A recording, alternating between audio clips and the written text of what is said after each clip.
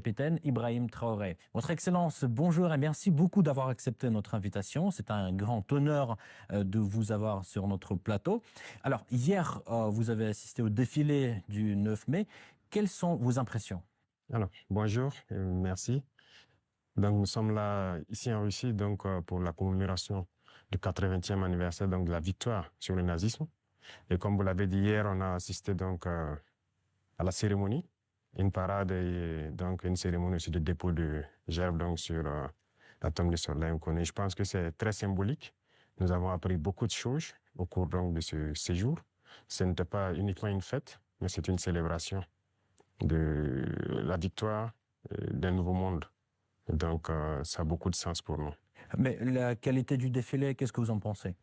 Oui, c'est comme je le dis, c'était parfait. Parfait, et ça nous a fait apprendre beaucoup de choses.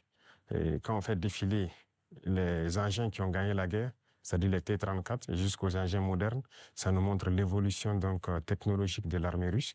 Et ça nous inspire, nous aussi, à nous mettre au travail pour pouvoir nous développer dans le même sens. Est-ce qu'il y avait certaines choses qui vous ont surpris, par exemple? Surpris, toujours, on est toujours surpris quand on voit l'avancée technologique.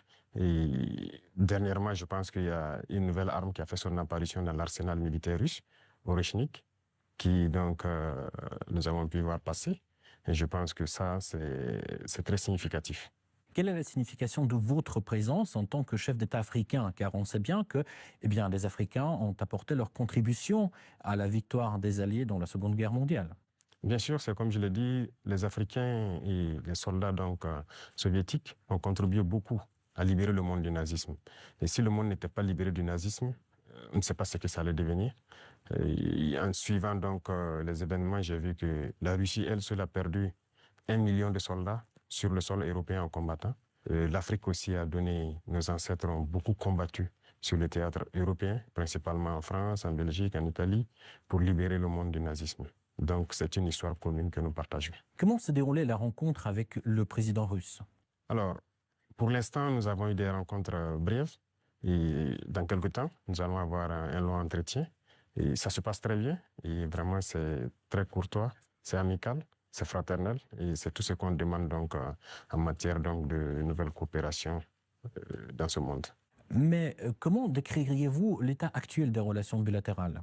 Les relations se portent très bien et je peux dire que depuis 2 ans maintenant, les relations ont très bien commencé et nous sommes en train d'approfondir les volets défense-sécurité, mais aussi les volets éducation et plus tard les volets commercial et trucs. Donc nous avons échelonné les différents volets pour qu'on puisse échanger beaucoup, partager beaucoup d'expériences parce que nous avons beaucoup aussi à apprendre sur le volet éducation de la Russie, notamment dans les sciences. Notamment dans les sciences, mais dans quel domaine en particulier? Oui, il y a beaucoup de domaines dans les sciences, que ce soit les mathématiques, la physique, la chimie. Ce sont des domaines qui nous intéressent beaucoup, tant sur le développement de notre industrie militaire, mais aussi dans le développement commercial de notre pays, le développement économique de notre pays. Donc ce sont des volets que nous allons chercher donc à approfondir pour pouvoir mieux nous structurer. Et pensez-vous qu'il y ait une demande au Burkina pour l'enseignement russe? Bien sûr, il y a beaucoup d'étudiants burkinabés déjà ici en Russie, dans des universités. J'en ai croisé ce matin même. Et j'ai même demandé à ce qu'on augmente le nombre d'étudiants ici, que ce soit à travers des bourses russes ou le Burkina qui va donc payer des bourses pour que ces étudiants viennent. Mais l'objectif pour nous, c'est d'implanter des universités similaires au Burkina.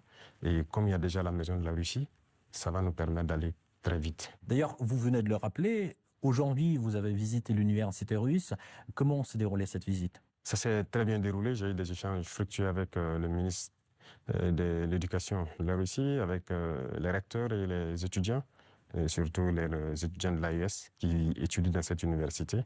Et nous avons eu de très bons échanges et on s'est parlé beaucoup de manière scientifique. Voilà.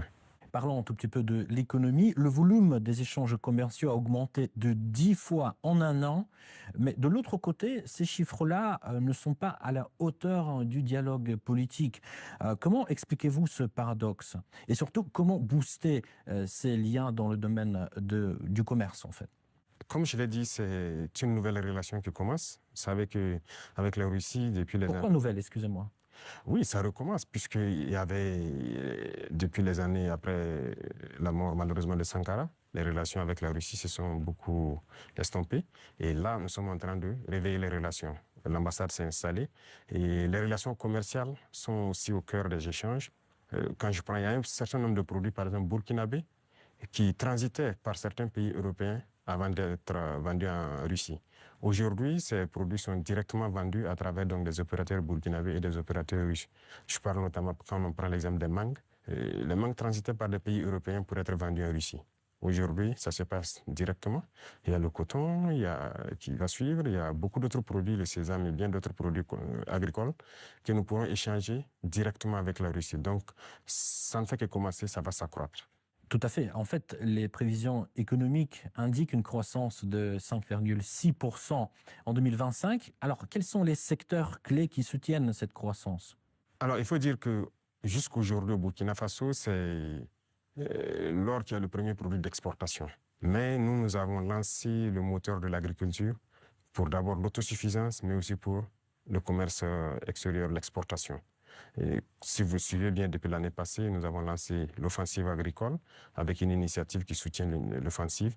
L'objectif, c'est de pouvoir accroître notre production agricole de façon significative, s'autosuffire, mais aussi il y a des produits de rente qu'il faille donc vendre à l'extérieur. Et tout ça doit pouvoir soutenir cette croissance et nous espérons être bien au-dessus de ces chiffres-là. Mais comment se déroulent ces réformes, en fait? Il y a beaucoup de choses, ce sont des réformes difficiles, il faut le reconnaître, parce qu'il y a un système qui s'est installé, mais ce n'est pas impossible. Déjà, quand vous regardez notre production céréalière, on a eu une très bonne croissance en 2024. 2025, nous espérons encore faire mieux. Et ce sont des réformes assez courageuses. Quand vous prenez, par exemple, je reste toujours dans l'agriculture, nous avons, par exemple, décidé, à travers l'initiative de l'offensive, de labourer gratuitement les champs de nos paysans. Donc, l'année passée, on l'a fait. Cette année encore, s'il plaît à Dieu au retour, il y a un bon nombre de tracteurs encore qu'on a acquis, qu'on va mettre à la disposition des cellules mécanisées dans les différents départements pour accroître les superficies emblavées. Nous maximisons beaucoup dans la gestion de l'eau à travers donc, une structure qu'on a créée, l'ONBA, pour maîtriser l'eau et pouvoir produire au moins 2-3 fois dans l'année. Parce que si on dépend uniquement des pluies, ce serait difficile.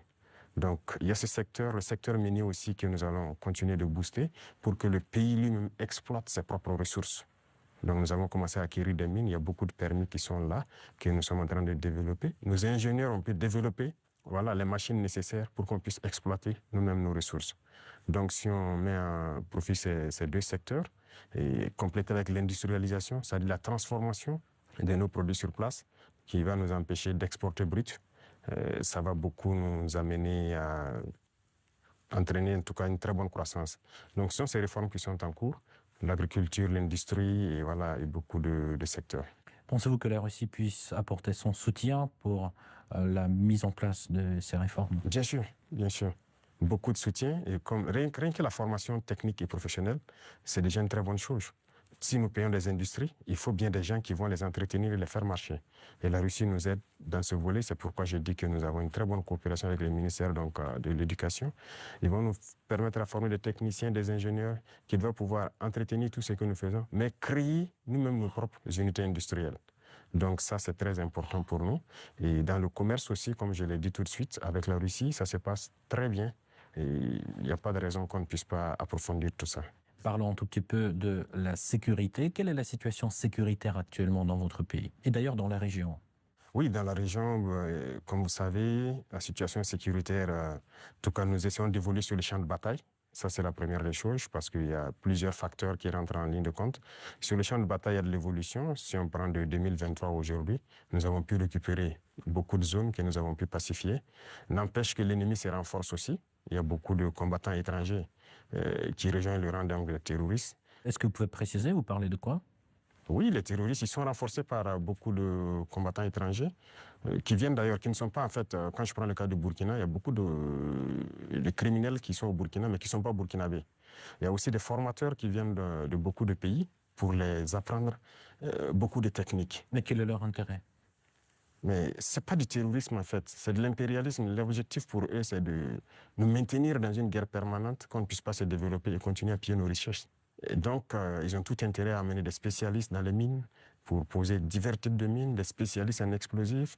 Aujourd'hui, les terroristes utilisent des drones pour faire le combat et tout. Donc, ce sont des professionnels venus donc, de certains pays qui viennent les apprendre tout ça. Tout ça, c'est pour continuer à nous maintenir dans une situation d'insécurité. Mais nous prenons la mesure de la chose, nous nous adaptons à chaque fois à leur mode d'action et nous continuerons le combat jusqu'à récupérer l'entièreté du Sahel. Y a-t-il des pays concrets qui financent ces combattants? Tous les pays impérialistes financent ces combattants. Voilà, ils sont nombreux. On ne peut pas les citer voilà, individuellement. Il y en a qui sont même cachés, qu'on ne peut pas imaginer. Mais ils sont nombreux. Ils sont nombreux. Il y a ceux qui ne sont pas cachés, qui le déclarent ouvertement. Je parle du récent scandale avec le soutien du terrorisme au Mali. Quel regard portez-vous sur ce qui s'est passé en fait au Mali? Oui, c'est malheureux, ils l'ont déclaré ouvertement qu'ils soutiennent les terroristes. Et nous avons aussi pu remarquer effectivement, avec un certain nombre de technologies que les terroristes ont pu avoir, que ça vient d'eux. C'est malheureux, c'est très malheureux, mais toujours est-il qu'on ne s'apitoie pas sur notre sort. Et nous avons pris la mesure de la chose, nous allons nous adapter, nous allons les combattre et ils ne pourront pas vaincre. C'est ça le plus important pour nous. Comment se poursuit la coopération humanitaire entre le Burkina Faso et la Russie? Ça se poursuit très bien. Je pense qu'il y a beaucoup d'échanges sur beaucoup de volets. Quand je prends le domaine donc, de la santé, parce qu'on a toujours des déplacés qui sont là. Et quand on dit un camp de déplacés, ça veut dire qu'il y a des situations sanitaires souvent compliquées. Et je pense que les services de santé coopèrent bien pour pouvoir appuyer donc, les services de l'action humanitaire pour pouvoir avancer. Et vous avez suivi en 2023, je pense que la Russie a fait un don de blé au Burkina Faso. C'était uniquement donc destiné donc aux personnes déplacées. Mais nous avons fait la promesse au président Poutine que nous ne souhaitons plus voilà, être ravitaillés en blé parce que nous allons produire le blé. Et je tiens cette promesse parce que nous avons commencé à produire notre blé en quantité pour satisfaire. Donc, ce qui veut dire que la coopération sur ce volet-là nous amène nous-mêmes à nous développer, à booster beaucoup de choses pour pouvoir combler les vides. Face aux tensions géopolitiques actuelles, notamment la guerre tarifaire entre les États-Unis et la Chine, comment le Burkina Faso adapte-t-il sa stratégie économique et diplomatique? Alors, ce monde est en perpétuelle mutation. C'est de la folie, souvent, les choses qu'on voit. Et il faut rester aux aguets et pouvoir s'adapter à tout moment. Et ça, c'est très important parce que nous suivons l'actualité. Il y a une bataille économique un peu partout. Mais a priori, nous commerçons avec la Chine sans problème. Nous achetons beaucoup de choses de la Chine et les Chinois aussi achètent beaucoup de choses chez nous. Il y a des entreprises chinoises qui s'installent chez nous, malgré le fait que les gens ont essayé de dénigrer le Burkina Faso. C'est pareil avec la Russie actuellement. Donc, tous les pays qui se battent aujourd'hui pour leur indépendance économique, nous essayons de collaborer mieux avec ces pays. Parce que c'est une forme d'oppression de l'impérialisme. Il y a lieu que ceux qui sont opprimés s'unissent pour faire face à cette hégémonie-là. Donc, a priori, on s'adapte à toute cette situation. Monsieur le Président, quel regard portez-vous sur la récente détérioration des relations avec l'Algérie? Alors, vous avez suivi les événements et je pense que tout le monde comprend comment ça fonctionne. Nous sommes au regret de voir l'incident qui est arrivé à la frontière donc, algérienne avec le drone qu'ils ont abattu. Et il faut le dire clairement, c'est pas amical. C'est pas amical parce que aucun appareil, on n'abat pas un appareil volant comme ça. Lorsque tout le monde connaît le protocole. Donc il n'y a pas à se voiler la face. Si un appareil traverse votre frontière, même s'il rentre sur votre pays, on l'identifie. Les radars permettent de l'identifier. Et on sait il appartient à quel pays. Et il y a les relations diplomatiques pour ça. On contacte l'ambassade et il y a des attachés de défense, il y a beaucoup de mécanismes. On les contacte et ils peuvent confirmer si c'est leur appareil ou pas, s'il est sur le territoire par, voilà, peut-être qu'il a besoin d'aide ou bien il a perdu voilà, l'orientation et tout ça. Parce qu'un appareil peut être en l'air, il peut avoir des problèmes avec la météo, il est obligé de se cacher derrière les nuages, ça arrive très souvent dans nos pays. Donc un appareil rentre, on les demande, ils disent non, il y a beaucoup de couverture nuageuse, mais il y a en tout cas un phénomène météorologique qui l'amène à venir passer. Il peut avoir un problème technique, il peut demander de l'aide pour qu'on le guide à ce qu'il atterrisse. Donc il y a tellement de facteurs qui peuvent faire qu'un appareil se retrouve dans un espace aérien. On n'abat pas un appareil systématiquement. Le cas est arrivé avec nous. On a souvent vu un appareil américain qui est rentré sur notre territoire, qui faisait donc des reconnaissances et tout. On n'a pas abattu l'appareil. On a pris le soin de contacter l'ambassade américaine, qui ont pris quelques minutes. Ils nous ont confirmé que c'est leur appareil et ils ont dégagé l'espace. Donc, on n'abat pas un appareil systématiquement. Donc, c'est un acte délibéré, inamical d'abattre l'appareil et c'est regrettable. Mais si je comprends bien, vous ne fermez pas la porte au dialogue quand même. Non. Il faut que les dirigeants comprennent que nous n'avons pas le choix que de nous unir face à cette situation de soi-disant terrorisme. Parce que c'est un phénomène assez complexe. Et je vous dis que le Burkina était assis dans les années 2012 à regarder le Mali. Et on était, quoi, le régime qui était en place était ami avec ces gens-là.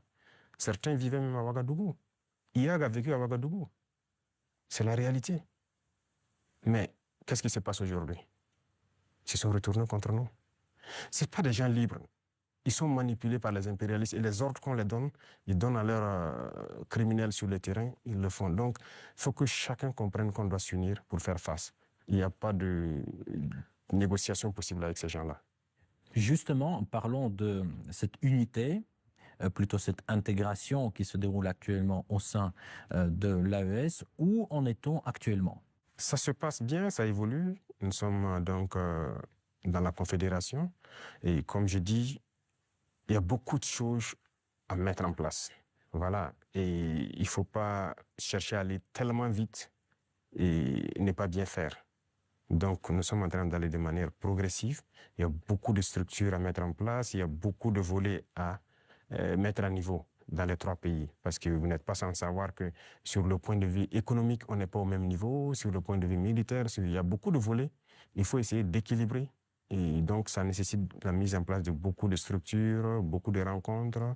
Et la libre circulation, ça nécessite un certain nombre de paramètres à mettre ensemble. Vous avez dû voir qu'on a fait un gros travail pour aboutir à un document unique de sécurité pour les voyages et tout. Donc, c'est évolutif. Donc, ça se passe très bien. Justement, j'avais une question sur le volet économique. La création de la devise propre à l'AES est-elle toujours à l'ordre du jour? Oui, c'est à l'ordre du jour, forcément. Et donc, le processus continue. Il y a beaucoup de choses, comme dirais-je, beaucoup de billes à caler avant d'y arriver. Mais c'est forcément à l'ordre du jour. Si on parle de souveraineté, forcément, on a besoin de cette souveraineté-là. Voilà, donc c'est impératif. Peut-on s'attendre à l'élargissement de l'AES? Oui, dans le futur. Mais pour l'instant, comme j'ai dit, nous devons harmoniser nous-mêmes beaucoup de choses, mettre en place vraiment les bases, parce qu'il y aura beaucoup de protocoles additionnels, si vous le constatez, pour harmoniser nos politiques, que ce soit les politiques diplomatiques, économiques, voilà. Il y a beaucoup de politiques à harmoniser avant de permettre à ce que quelqu'un puisse s'ajouter. Mais y a-t-il déjà des pays qui s'intéressent à votre format? Oui, des pays s'intéressent. Voilà. Ils pourront être peut-être, je ne sais pas, pour l'instant, le président de la fédération, c'est le président malien. Il pourra donner son avis sur la question, mais il y a des pays qui s'intéressent, oui. Comment vous expliquez la baisse de l'influence française dans la région? Pas uniquement dans le Sahel, mais aussi dans l'Afrique de l'Ouest, par exemple. Je pense que c'est eux-mêmes qui ont contribué à baisser leur influence. Parce qu'ils ont une conception paternaliste voilà, de nos relations. Et vous voyez, quand vous prenez tout de suite tout ce qu'on fait, tout ce qu'on prend comme initiative, eh bien, c'est la Russie. Et quelqu'un parle, ils sont influencés par la Russie. Tout ce qui se passe, c'est la Russie. Pourquoi ils ont les yeux fermés comme ça? Donc l'Africain n'est pas capable de développer quelque chose. L'Africain n'est pas capable d'inventer, d'innover, de prendre des initiatives. C'est ça que nous combattons. Et tant qu'ils vont continuer de voir l'Africain comme ça, comme un sous-homme qui n'est pas capable de réfléchir, qui n'est pas capable d'innover, capable d'inventer, on ne pourra jamais être amis. Les époques ont changé. Donc, c'est la vision même qu'ils ont du noir. Il faut qu'ils arrêtent ça. Parce qu'en nous traitant comme ça, c'est comme s'ils voient le noir comme un sous-homme. Et là, c'est dangereux. Il faut qu'ils changent de langage. Mais en quoi ça se voit, cette attitude? Et regardez dans leurs discours. Regardez dans leurs discours. Même le président français, toujours dans ses discours, les jeunes Africains sont influencés par la Russie. Il le dit. Les médias occidentaux, vous les écoutez souvent. Ils ne passent leur temps qu'à mentir. Et regardez aujourd'hui l'AES qui est un modèle qui est en train de se dessiner. Ils ne peuvent pas se lever du matin au soir sans parler du Burkina ou parler de l'AES. C'est impossible pour eux. Et chaque fois, ils cherchent à envoyer des informations pour diviser, pour manipuler la jeunesse. Mais ça ne passe plus. Je pense que les gens sont assez conscients, les gens ont l'œil ouvert. Et vous tous, vous êtes victimes de ces gens-là, la communication. Ce qu'ils font, ce qu'ils disent sur la Russie et tout, on le sait.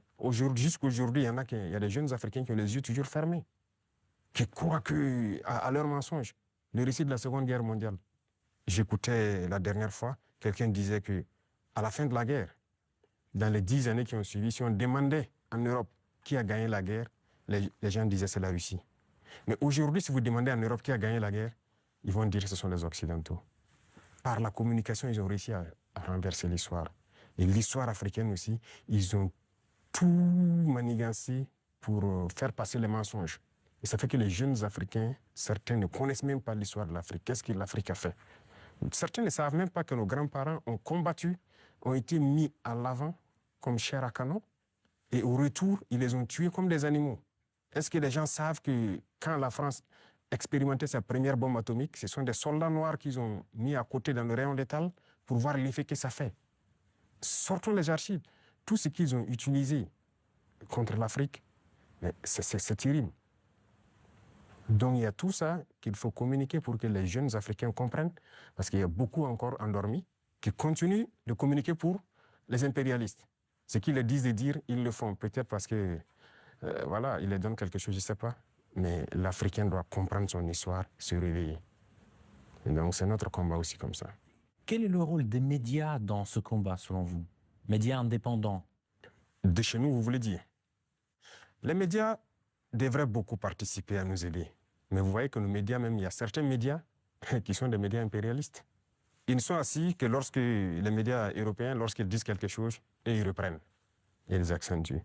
Il y a plein de médias dans le pays qui combattent même les régimes comme notre régime. Et ils passent leur temps aussi à raconter les mêmes balivernes que les médias occidentaux racontent. Mais c'est honteux. Si des Africains se comportent comme ça, c'est très honteux. J'imagine qu'il doit avoir honte de se regarder à la glace le soir. Si tu es payé pour raconter des mensonges sur le noir, c'est très grave.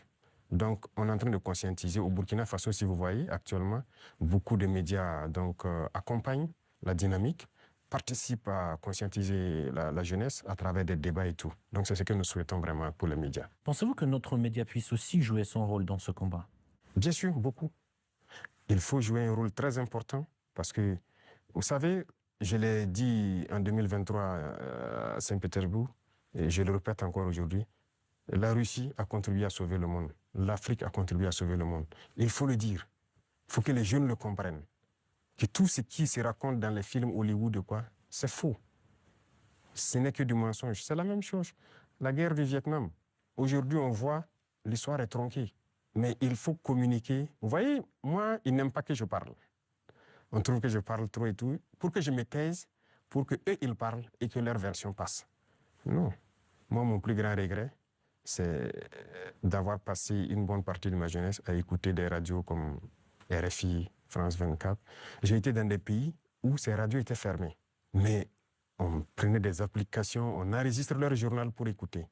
Mais à partir d'un moment, il y a un déclic. Et je commence à comprendre qu'ils conditionnent nos cerveaux pour accepter ce qu'ils veulent. C'est leur narratif qu'ils veulent qu'on apprenne. Et depuis ce temps, moi, je commence à faire la part des choses et j'ai compris que c'est très dangereux ce qu'ils font.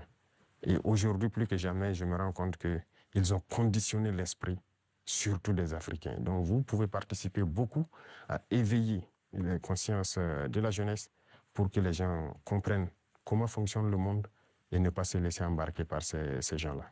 Ma toute dernière question, juste pour conclure sur une note positive, quelles sont les perspectives des relations entre la Russie et le Burkina Faso selon vous? Beaucoup de perspectives à venir. Et comme je l'ai dit, avec la parade que j'ai vue, je pense qu'il y a une très bonne coopération. Parce que c'est bien, actuellement, nous payons du matériel, mais il faut qu'on développe l'industrie militaire, par exemple. Et la Russie peut contribuer beaucoup. Et vous savez que la Russie, il y a beaucoup de scientifiques, de savants, qui sont russes. La preuve, on vient de quitter dans l'université de Mendeleev.